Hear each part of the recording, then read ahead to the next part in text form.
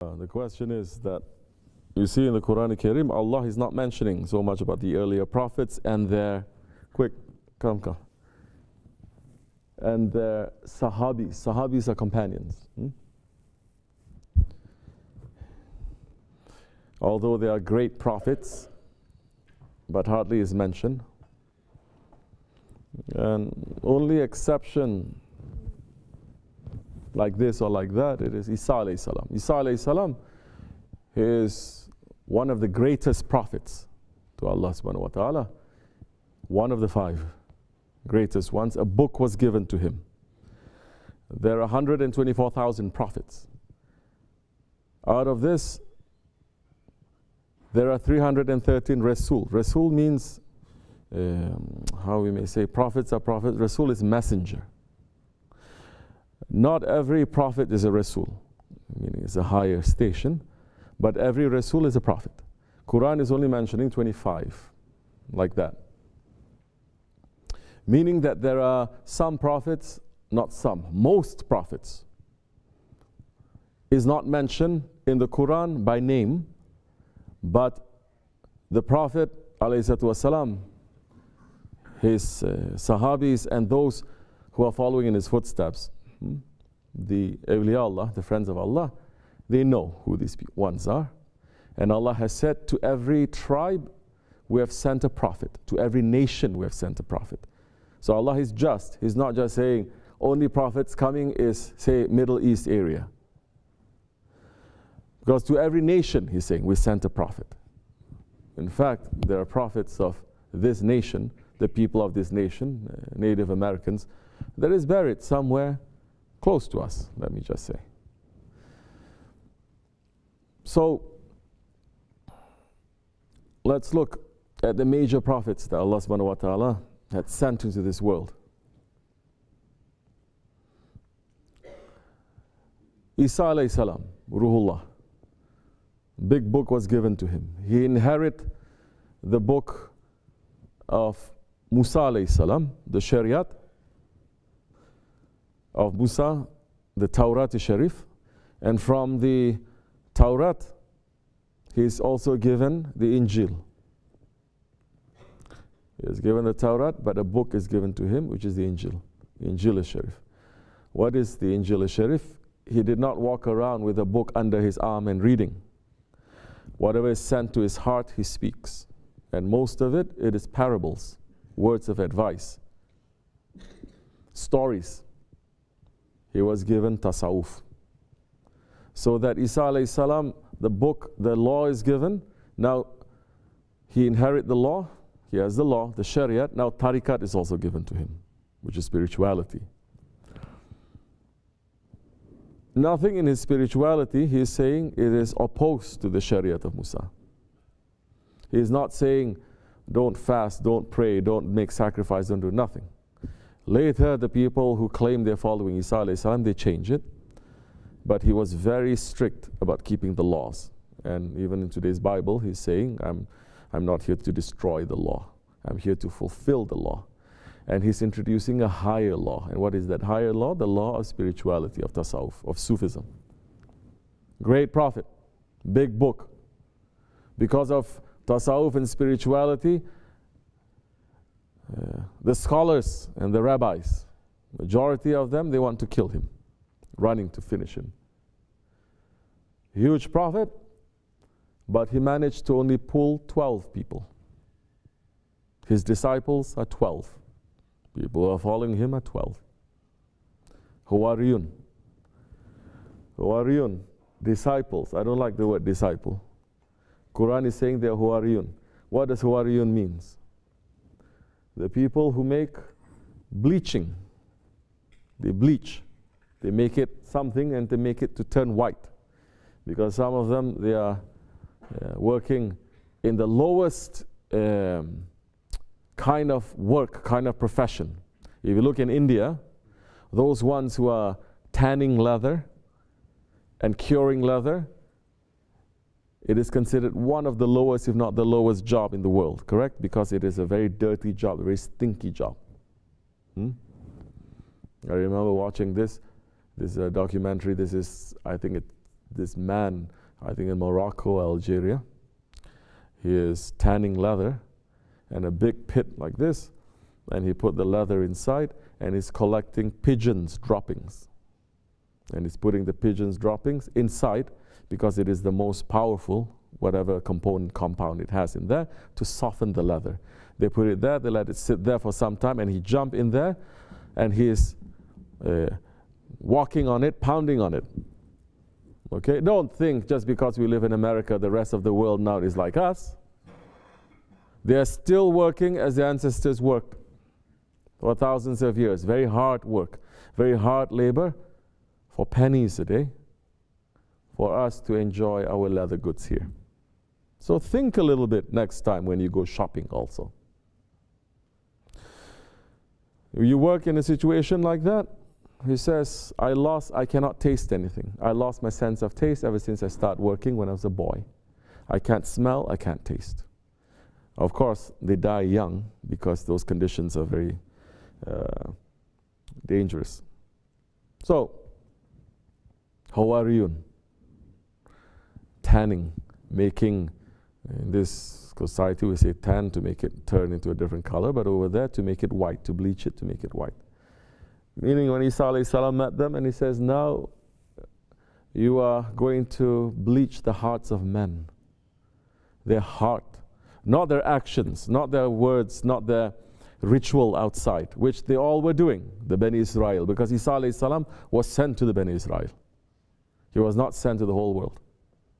Because the Shariat of the Bani Israel, the whole world cannot carry also. The Bani Israel cannot carry them. You understand? So, he was sent to them. He took them, 12 followers. Great prophet, he only had 12. But in his hour of need, in his hour when he was most in need of help and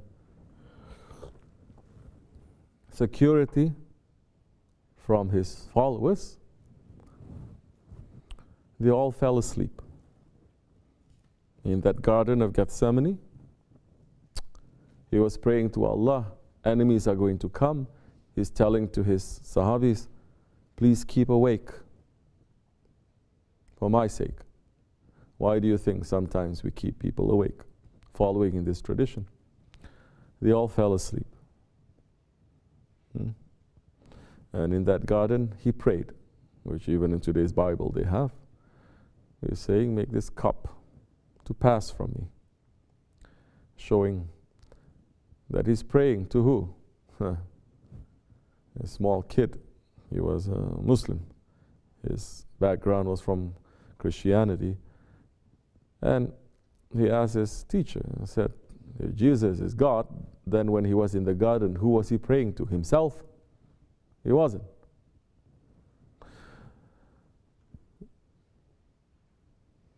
So, one of the greatest prophets, one of the most important and greatest group of followers, there are certain things that they're doing that falls short. We cannot criticize them. Don't criticize them.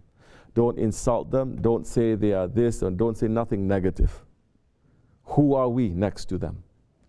If we are put in that position, we'll fail 24 hours.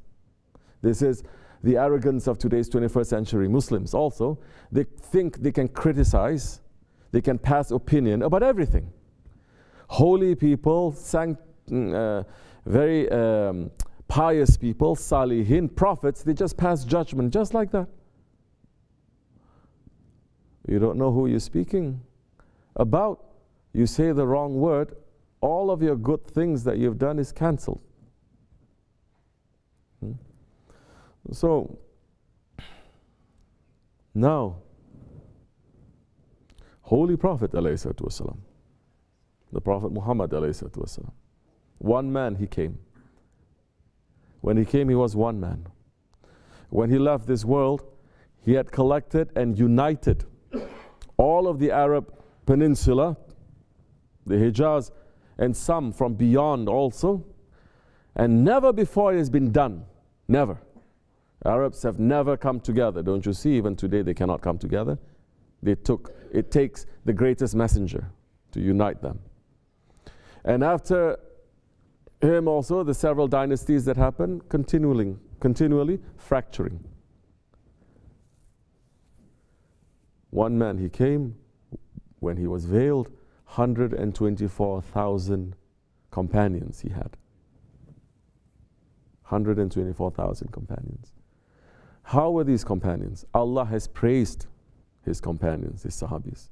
We have to understand their qualities, what makes them to be completely different from earlier prophets and their companions also. These are the ones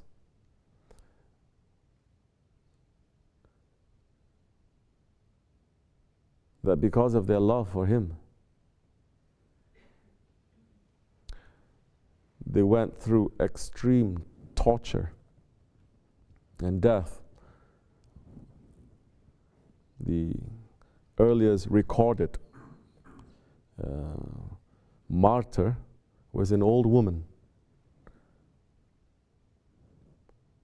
And she was asked to deny the Prophet. And what was the Prophet coming to bring? To say that man is created equal. To say that there is one nation, one people, one Allah. Everything is in unity. Leave all your bad characteristics. Take care of the poor, and especially the poor, the orphans, and the women. They hate that. Because, as is today's world, the powerful people, the first people that they go after are the orphans, the poor people, and the women. This is their power base. They don't give the rights to them. They become cruel. Arabs at that time, they started to enjoy wealth that never before they enjoyed, never before. And when this wealth came to them, instead of taking care for others, they started to even forget their own traditions. Before the Prophet came, there were certain traditions. You have to have honor, you have to have this. They even forget all of that. Because of what? The flush of wealth and the flush of this world. They start thinking that they are lords, that they are gods. It happens all the time. It happens today. Before they were treated as garbage people, and now suddenly they can gain access into the court of the Byzantines, or into the courts of Persia, or into the kings of the other neighboring empires. So they became very proud. The first martyr was an old lady. They asked her to renounce the Prophet. She didn't want to. They tied one horse to one leg, another horse to another leg. I believe it was a camel that they tied. One camel to one arm and another camel to another, and they say, either you deny that one and leave this new religion that he's bringing, or we'll tear you to pieces. She says, no, I will not. They tore her to pieces. This is one of thousands of cases, thousands. Because the Prophet, when he was in Mecca, in his own home country, hometown, home city where he grew up, where his character was so much loved. He was loved. Before the revelation came, they called him the most trustworthy one. Everybody loved him. Everybody asked for his advice. Everybody honored him. But when the revelation came at the age of 40, the severest enemies were his own family, his own uncles. Thousands. There was a time when there was a boycott, the year of sadness, right after his wife Hatijah, our mother Hatijah, radiallahu anha, she passed, and his beloved uncle passed also, his protectors passed. They imposed sanctions on the Muslims, and they refused to sell them anything, to buy anything from them, to help them, nothing. So in effect, you're living in a desert, you understand? It's not like you're living here. Imagine now we're living here and people in the town completely don't want anything to do with us. We cannot do anything. We cannot move. So many, they died that year. They were eating the barks of trees and the grass and the leaves. So many were dying from starvation, the old ones and the young ones. And they looked to the Prophet, and the Prophet says, be patient. Be patient. They stayed true. They didn't deny him. They put their head down and they say, we will follow you. Compare this to the followers of Moses, Musa alayhi salam. When they were wandering around in the desert of Sinai for 40 years, that Musa alayhi salam, he passed, he was veiled before the end of the 40 years. These were the people that he saved from slavery. These are the people who witnessed miracle, that he split the sea in front of them. These are the people that they were eating. They were not starving. Their prophet prayed, our prophet too, Musa alayhi salam prayed, and Allah was sending food from paradise for them to eat. They were not starving. And when they were eating the food from paradise, they said, what? No onions? We like what we had in Egypt. Lentils, onions, this. This is also mankind. It is not them, it is in us. This ingratitude that is in us, the fickleness that is in us.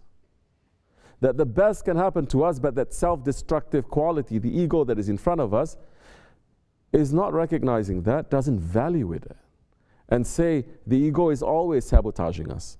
And if we don't understand the ego, we think it is us. It is not us. It is not the spirit. The spirit is in full submission, is in peace. The ego always wants more and more and more, is never in peace. They were not starving. They were given manna and salwa, quail and let's say heavenly desserts. And still they're saying, where's the onions? We miss the onions. Allah is showing the qualities now, which is why the most highest degree of humans that Allah subhanahu wa ta'ala has created, the most beloved ones, they are the prophets. But second to the prophets, they are the companions of the last prophet. Okay?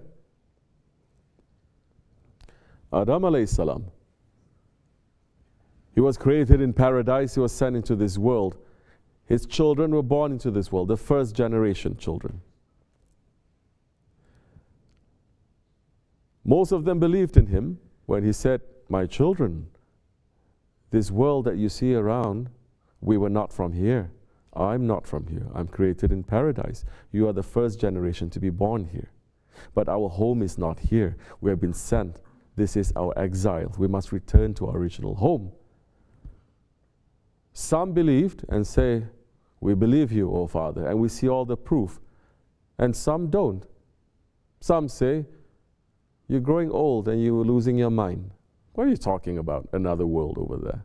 It's here. It's always been here. First generation. Their own father is heavenly. That quality, that ego that has, Qabil has, and those who follow him too, that quality never changes from the beginning up till the end.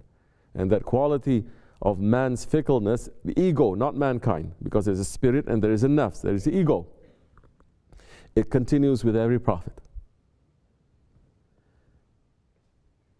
It continues with every prophet's followers. Every prophet that you see, they come, they speak. So difficult to spread truth. Yunus alayhi salam, his people will beat him up. And it became so heavy for him, he pulled away. Not because he was also just trying to escape, but because he felt that he was failing Allah's command. The fish took, when he came out from that boat, it's a long story, and the fish took him, he was happy in the belly of the fish because he was alone with his Lord. And he was asking, when he was pulling that prayer, La ilaha illa anta subhana in kuntu minaz zalimin. Can prophets be zalim? La ilaha illa anta, there is no Lord but you, and I am one of the oppressors. Are prophets hasha? Are they oppressors? Never the oppressed. Who do you think he was praying for? His people, his nation, that they were oppressing him. This is the quality of prophets. They don't rush to punish and to put their people into hellfire. They go over and over again. Nuh alayhi salam, for over 900 years, every single day he goes and he says to the people, return to Allah, leave this foolishness, be good ones to each other, don't cheat each other. The people beat him up every single day. He goes up, back, he recuperates, months, he comes back again, he says again, they beat him up again, continuously over 900 years. Mankind just doesn't want to listen. Those who followed some prophets, minority, they followed the prophets. In one generation, they turned the message around. In one generation, sometimes even less, they will turn the message around, and what the message of the prophets they brought, it becomes corrupted right away. Especially the prophets coming from the Bani Israel. Dawud alayhi salam, Sulaiman alayhi salam. They turn. That is the quality of the people, of mankind, of us. Even with who? Isa alayhi salam. In his own generation, someone just comes up and say, I'm his messenger. The others are saying, who are you? And saying, you never met him. No, I met him spiritually. You never even sat with him. No, I did, spiritually. But you're not even one of us. You were in love with the dunya and following the secular lifestyle, the secular anti-religious lifestyle. You were doing that all your life. No, but spiritually, he taught me. But you are not even praying most of your life and not believing. Doesn't matter. Spiritually, he came to me. And you are changing everything. He's saying, don't change the law, but you change all his laws. You change everything. This is wrong. He said, doesn't matter. Spiritually, he came to me. Meaning now I'm taking that religion according to my own ego, and I'm giving it to people that appeals to their ego. Because it is always a sharia that breaks the ego. Not really tariqat. It is a sharia that breaks the people's ego. So the quality of the companions of the Holy Prophet ﷺ.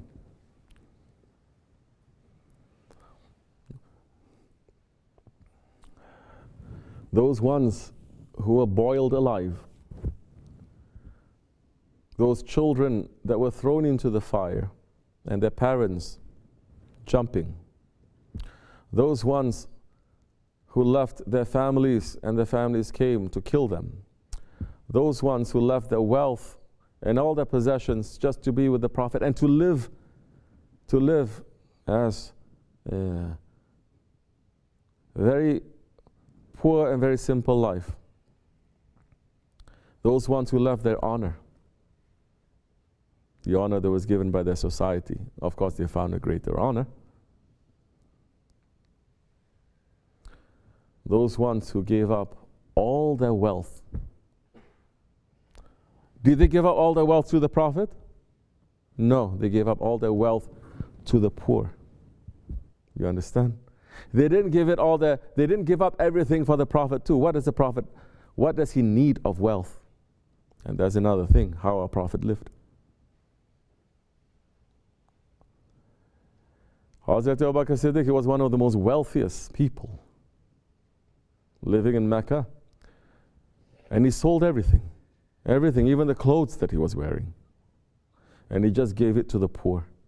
Which means what? At that time, there was a huge number of people that were in need of help. Like today, there's a lot of Muslims, so many Muslims, so many of them, us, are educated. So many of us have wealth. Don't just look at in the West, look especially in the East. Muslim countries, they are holding one of the most, let's say, valuable resources in the world. Whether it's oil, whether it's rare earths, whether it's whatever it is, it's holding that.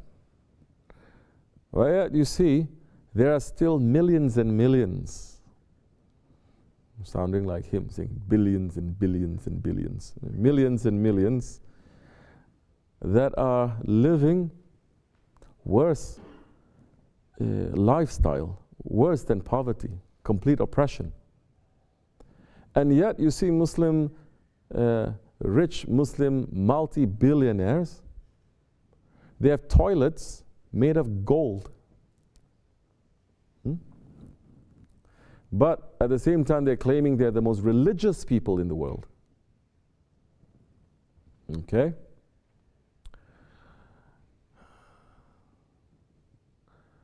They have so much wealth that they are continually also putting in the West. That's another thing. Wealth that they make, they invest in the West, not in the East. Okay, if you don't like to give charity, why don't you make business in the poor countries to help them? No, because there's a signed deal that they made, you understand? They rose into power because those ones put them into power, and they say, we took out your masters that you didn't like, the true inheritors of the Prophet. Now we're giving you all the wealth, but that wealth, more than half, more than that, it belongs to us. You agree? Agree. They signed it up, and that's it. Less than 100 years. So much wealth that, don't you see, they make cities in complete deserts in the Emirates and everywhere else. They're making tropical paradises in these deserts. They're turning them into winter wonderlands in these deserts. Yet thousands of Muslim children are starving and dying from hunger, starvation, and illness that they can easily just take care of, that they didn't, and they're watching it. The heart is not moving. Still claiming to be the most religious people in the world. Something is wrong there. It's broken. Spirituality? Spirituality, what kind of spirituality you have now? If your neighbor is hungry and you're not feeding. You can be making zikr or salawat whole night long, but if you're not understanding, loving your neighbor, that spirituality, it is hypocrisy. And in Islam, the hypocrites, they are in a lower category than the unbelievers. May Allah protect us from that. And so, Sahabi-Kiram, they're very important. Which is why one of the biggest confusions, they have to make confusion about the Sahabis. To split the Ummah right from the beginning. Don't believe in his inheritors. Don't believe in the Sahabis. And don't believe in anything they say, because the religion passed from the prophets to the companions. Once they say don't believe in any of the companions, okay, then you can even deny the Quran, because the Quran was compiled by a companion. You can deny all 6 books of hadith because they're compiled by companions. You understand? Then there is a danger that is there. Then it's going to fracture more and more and more.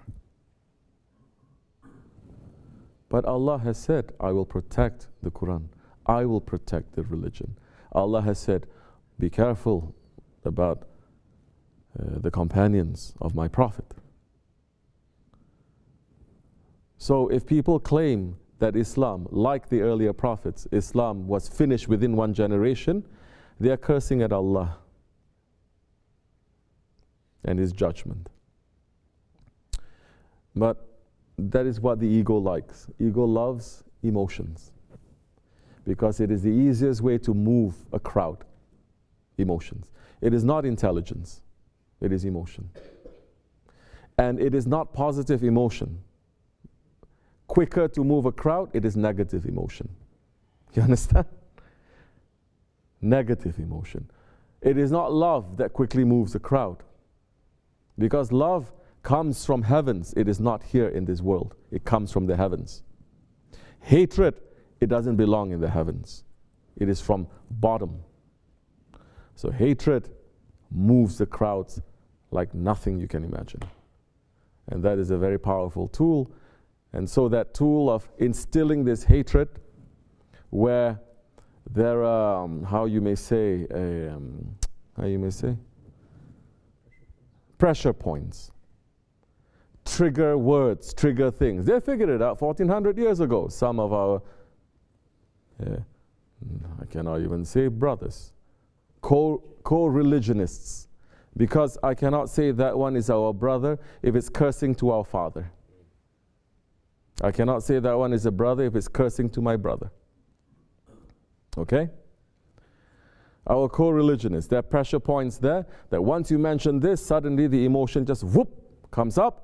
Is a veil that you cannot even talk sense. You cannot even say, oh, it's just, and now the script that has been there for 1400 years suddenly just takes over. It's very powerful. I'm not saying that it is very powerful. And one thing when I'm watching them doing it also, these matams, it is very masculine. Ahl Sunnat have been emasculated long time ago. But they still have it. You understand what it feels to do this? It's very effective. But it is not used for Allah's sake. You understand? It is used for the ego. It is used to bring confusion. It is not unity. At that time, what good can you expect from it? Too much. Nothing much. We cannot even... I believe it was Umar ibn Abdul Aziz.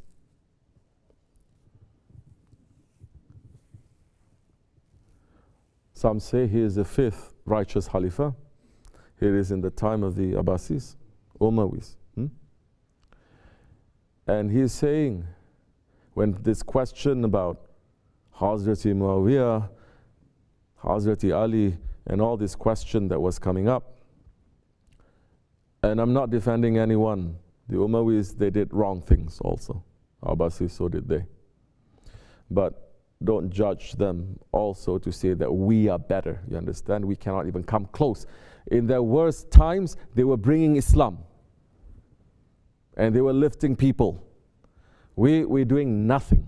But we think we have everything because we have our cell phone. We can text everyone. He said, the dust that is in the nostril of the horse of Hazrati Muawiyah is better than me. This is the quality of Ahl Sunnah. This is the quality of Ahl Sunnah. This is the quality of those who follow, those who follow, those who follow, and those who follow. You understand? This is not the quality of Wahhabis, that they are saying, we are like the Sahabis of this time, and we are better than them, because some Sahabis, they were misguided. Hasha, astaghfirullah. Like that shaitan Phillips, that shaitan, because he said for 1400 years, even our Tahiyat Ahir, it is wrong, because we say, Assalamu alayka, Ya ayyuhan Nabi. He says, and that is a direct address. You only use that to a person who is alive. He says, it is wrong. Muslims have been doing that for 1400 years, wrong. And he said, they used to do that because Prophet was alive. But when Prophet passed, you should have said this, and they didn't say. They say, where are you from? What is your lineage? You're worse than gypsy. Huh? You came into Islam yesterday, Wahhabis are boosting you, and now you are having thousands to follow you, and you are destroying this Ahl Sunnat attitude to say, those ones are holy, those ones are holy. Me, I'm walking their way. Don't ever think that we are better than them. Do not disrespect them. Whatever they have left us, we cannot even carry a fraction of it. How can we say what they are? That one is only one. There are thousands. There are thousands of alims like that today. Oh, why am I attacking only the scholars? Don't worry, this is equal opportunity. The sheikhs, they're even worse in these days of tariqats. Only taking advantage of people. Especially when you look at people, the sheikhs and the peers in the subcontinent, especially. All they do about is play with jinns. All they do is take money from you to write you a tawiz. You know, like you go to a bad mechanic. You go with your car has some brake problem. You go there, he fixed the brake problem, but he breaks 10 other things, so you keep coming back. That's what they're doing. So those ones who are condemning Sufism and tariqat based on these ones, I really have to agree too. It doesn't mean tariqat is bad, but these ones, those are not sheikhs anyway. A sheikh cannot be doing that. But we're living in the end of times. These are the signs of the end of times. Prophet says, live your religion simply. Run up to the mountain. Live simple. Whatever you know, practice it sincerely. Don't run to know more and more and more and research more and more. In the old days, people used to travel for thousands of miles to sit in the feet of a master. If the master looks at you, he may teach you. In these days, people think just by reading a couple of websites and a couple of YouTube videos, they are masters of the religion and they give fatwas to everyone. What is this madness? This is madness.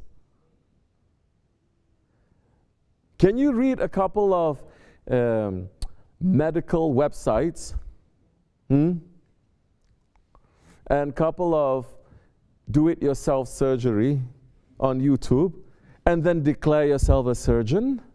You can, or an engineer or an architect or a lawyer or even a policeman. But people are doing that to Islam, to spirituality, 24 hours. This is great, Dajjal is saying, because it doesn't matter if they're 2 billion or 5 billion or 7 billion. They're finished. There's corruption inside everywhere. They will never rise. But Allah has other plans. Allah has other plans.